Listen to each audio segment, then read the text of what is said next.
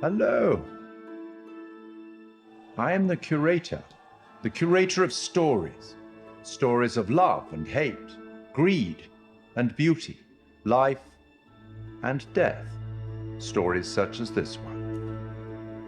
The curator of the Dark Pictures anthology bridges between the player and the story, being very aware of what they've done, but also much more aware than the player about what's actually going on in the story and what the context is and what the scenario is. What do you think happened to this guy?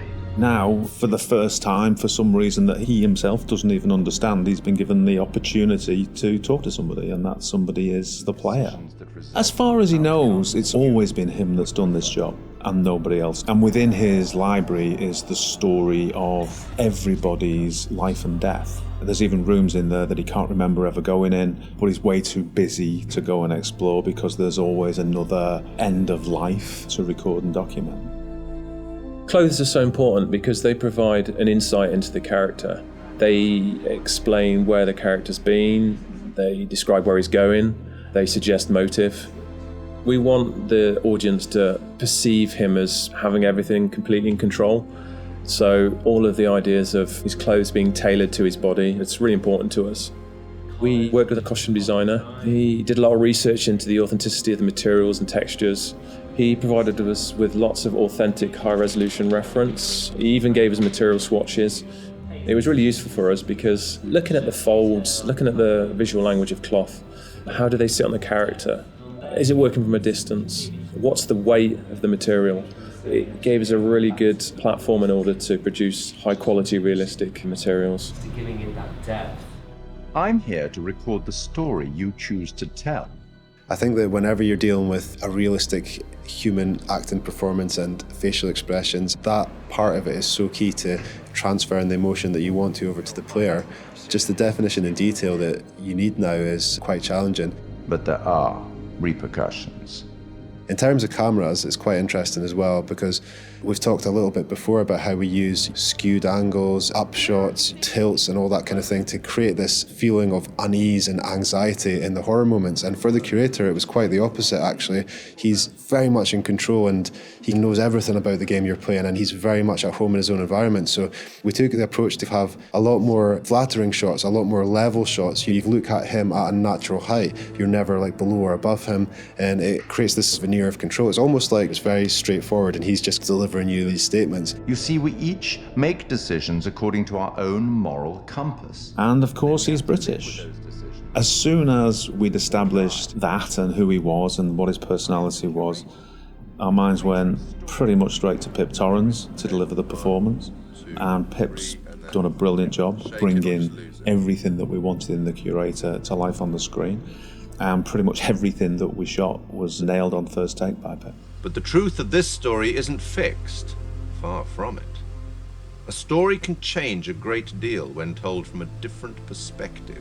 One thing that was really important for us with the art direction was to somehow differentiate him from the rest of the game that you're experiencing. And with that, we could make a really interesting contrast because as the player, you might be experiencing all this horror, all this craziness, and all of a sudden you're taken out to quite a different and quite an unusual place. So that was a really fun thing to play with. We tried to play up on that contrast and really signal to the player that there was a change happening. The curator addresses the player directly. He's quite ambiguous, he's quite mysterious. You're really not sure if he's there to help you or hinder you sometimes. And I wanted that to kind of be reflected in the art. The corridor that he is in at the start of the game and where you see him a lot of times, we wanted to get this feel of an almost infinite corridor that's got this maze-like feel. It's not a set-out space that you automatically understand as a viewer when you see it. You're not sure how long it goes on, how many paths there are, how much of a maze this corridor is. So to light that, we wanted to get this feel where there's not markers that tell you this is where you are right now in the corridor, you've been here before, just to increase that feeling of not being fully aware of your surroundings and add to the mystery of the scene.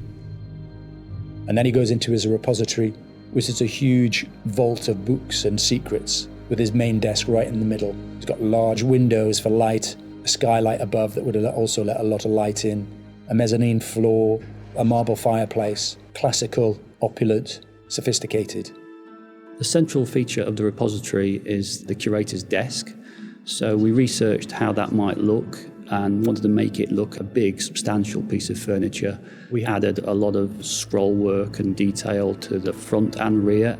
All of the things that you'd expect, the brass fittings for the drawers. There's quite a lot of detail went into that, and we thought we might be seeing that quite close as well again. So in the end, it fits nicely within its environment. It references some of the Victorian era detail that you might see on a piece like that.